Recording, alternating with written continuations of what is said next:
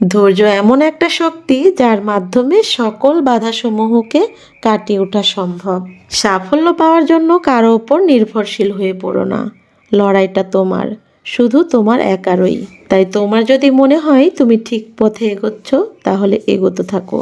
সারা দুনিয়া যদি তোমাকে ভুল বলে, তারপরেও এগোও। এগোতে গিয়ে যদি 50 বারও ওষুধ খাও, পড়ে যাও, সেটাও কিন্তু একদমই লজ্জার নয়। লজ্জা তো হবে তখনই যখন তুমি সব কিছুতে ভয় পেয়ে ধৈর্যহারা হয়ে একদমই পিছু হাঁটবে।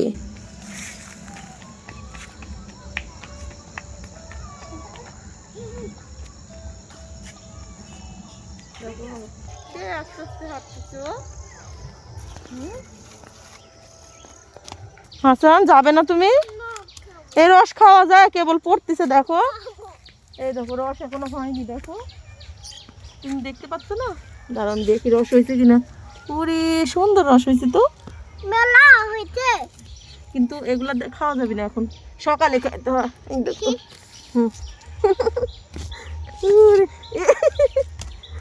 ওরে আল্লাহ,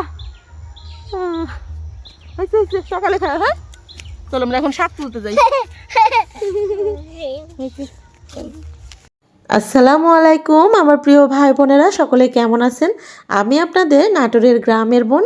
এখন বিকেলবেলা, একদমই চারিদিকের পরিবেশটা অনেক বেশি সুন্দর। আর এই তো মা ছেলে হাঁটতে হাঁটতে চলে আসলাম মাঠের দিকে, শাক উঠাতে আসলাম। এই তো এগুলো হচ্ছে খেসারির শাক। এই শাকগুলো খেতে কিন্তু অনেক বেশি ভালো লাগে। শীতের দিনেই এই খেসারির শাকটা শুধু পাওয়া যায়। আর এই তো পুরো জমিতে খেসারির শাকগুলো হয়ে আছে। দেখ, ওরে আল্লাহ,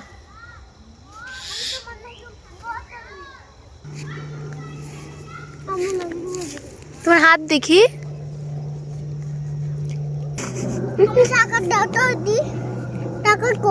দেখো বিমান যাচ্ছে। বিমানে কে যায়?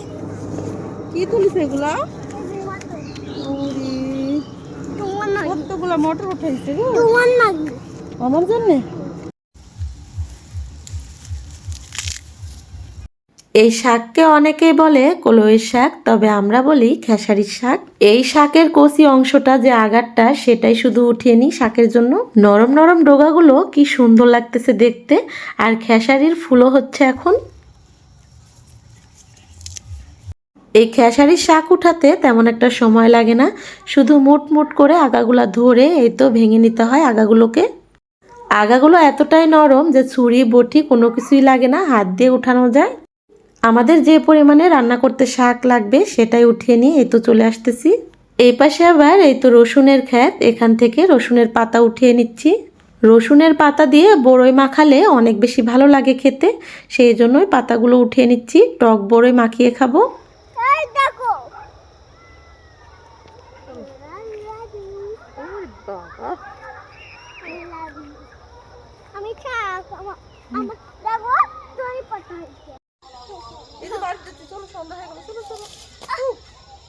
বাবা পড়ে যাচ্ছে হাসান গো। চল ওইদিকে যা, কোলে নিচ্ছি, চলো কোলে উঠবে। কি রান্না খাবে বাবা? ধনিয়া পাতা। কই ধনিয়া পাতা? এগুলো মার দিবি মানুষ। আচ্ছা ধনিয়া পাতা বাড়িতে আছে, চলো ওগুলা রান্না দিব না, চলো। মাঠ থেকে আমাদের শাক উঠিয়ে আসতে আসতে কিন্তু সন্ধ্যা হয়ে গেছিল। এখন পরের দিন, এই তো বেলা 11টা বাজে। দুপুরে রান্না করার জন্যই শাকগুলো কেটে নেব। এই খেসারির শাকের ভাজি খেতে অনেক বেশি ভালো লাগে। আর এই শাক ভাজিটা করলে এভাবে একদমই ছোট ছোট করে কেটে নিতে হয়।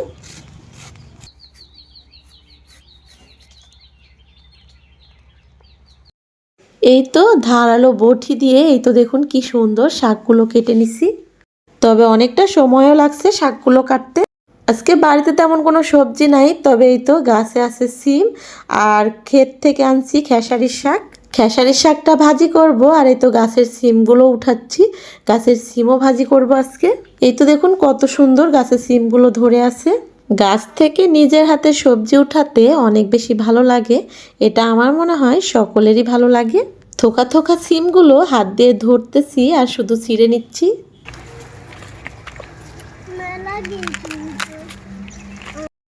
ভাজি করার জন্য যতটুকু লাগবে ততটুকু পরিমাণে উঠিয়ে নিলাম, কারণ ঘরে রাখলে শুকিয়ে যাবে, তখন বেশি ভালো লাগবে না রান্না করলে খেতে। সব কিছু তো রেডি, এখন শুধু ঝটপট রান্না করে নেব। আর দুপুরে রান্নাবান্নাটা শেষ করে বাড়িতে আরও আমার অনেক কাজ আছে, সেগুলো করতে হবে। খেসারির শাক যেহেতু ভাজি করব, সেই জন্য বেশি সময় লাগবে না। আবার সিমও ভাজি করব, এটাও খুব তাড়াতাড়ি হয়ে যাবে। খেসারির শাক কিন্তু আমরা ধুই না, না ধুয়ে রান্না করি, কারণ এতটা লকলকা আর এতটা ফ্রেশ এই শাক না ধুয়ে কিন্তু রান্না করা যায়। শাকটা সিদ্ধ করার জন্য কড়াইয়ে দিয়ে দিলাম, দিয়েই তো পরিমাণ মতো একটু লবণ আর চিড়ে রাখা কাঁচামরিচ দিয়ে শাকটাকে আগে সিদ্ধ করে নেব। চুলার জালটা ধরিয়ে দিলাম, এদিকে শাকটা সিদ্ধ হবে, ওদিকে আমি সিমগুলো কেটে নেব ভাজি করার জন্য। আর এই শাকটা সিদ্ধ করার জন্য কিন্তু আমি পানি দিব না, এমনিতেই একটু পানি বের হবে, এতেই নাড়তে চাড়তে শাকটা সিদ্ধ হয়ে যাবে। সিম ভাজি যেদিনকে করি শুধু বিচি আলা দেখে সিমগুলো উঠাই, কারণ সিমের বিচি খেতে আমার কাছে ভীষণ ভালো লাগে। যে সিমগুলো শুধু এই তো বিচি হয়ে আছে আর সিমটার বয়স হয়ে গেছে, সেটার মধ্য থেকে শুধু বিচিগুলো বের করে নিচ্ছি। আর আমার হাসানও কিন্তু আমার সঙ্গে এই কাজটা করতেছে, সব সিম থেকে বিচিগুলো বের করে নিচ্ছে। আমি এগুলো বাচ্চার বুঝছি বলে হাসান, তুমি কত সিম বাঁচিছো? সব বিচি বের করে ফেলাচ্ছ? তুমি বাচ্চা দাও আমাকে দাও, দিও না রান্না করলে খাওনি। সব বিচি বের করে নষ্ট করো না, তোমার দিচ্ছ ওগুলো ভালো সিম, সিমগুলো তো ফেলাই দিচ্ছ। কেমন খুঁটা হ্যাঁ, সিমের খোসা ফেলাই দিচ্ছ। ও দিতে হয় না আমি খালি খালি তুমিও খুঁটা ফেলা দিতে কেন?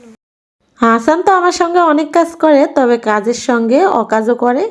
ভালো সিমগুলো বিচিগুলো বের করে ফেলে দিচ্ছিল। আর এই তো দেখুন এদিকে শাকগুলো সিদ্ধ হয়ে গেছে। এই শাকটা সিদ্ধ হতে একদমই কম সময় লাগে, আর পানি ছাড়াই খুব সহজেই সিদ্ধ হয়ে যায়। এখন শুধু শাকটাকে বাগার দিয়ে নিব, তাহলে শাক ভাজিটা হয়ে যাবে।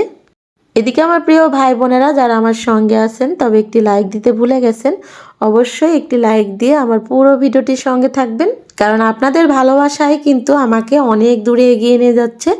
আর আপনারা যদি এভাবে ভালোবেসে যান, ইনশাল্লাহ আমি আরও অনেক দূরে পৌঁছাতে পারবো। শাকটাকে বাগার দেওয়ার জন্য পেঁয়াজ কুচি আর এখানে রসুন থেতো করা দিয়ে দিছি, দিয়েই তো লাল করে ভেজে নিলাম। এখন শুধু সিদ্ধ করা খেসারির শাকগুলোকে এই তো তেলের মধ্যে নাড়াচাড়া করব। আমার প্রিয় ভাই বোনেরা, আঙ্কেল আন্টিরা আমাকে অনেক বেশি ভালোবাসেন আর অনেক বেশি বিশ্বাসও করেন।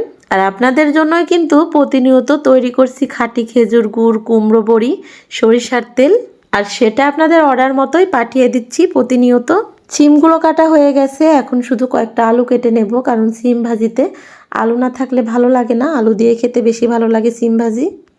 আজকে মাছ মাংস কিন্তু কিছুই রান্না করব না, শুধু সিম ভাজি আর শাক ভাজি দিয়েই ভাত খাবো সবাই মিলে। আর শাক ভাজির সঙ্গে থাকবে শুকনা মরিচ ভাজা, এগুলো দিয়েও কিন্তু অনেকটা তৃপ্তি করে মজা করে ভাত খাওয়া যায়। আর আমরা গ্রামের মানুষ এরকম তরতাজা শাকসবজি দিয়ে অনেকটা মজা করে ভাত খেতে পছন্দ করি।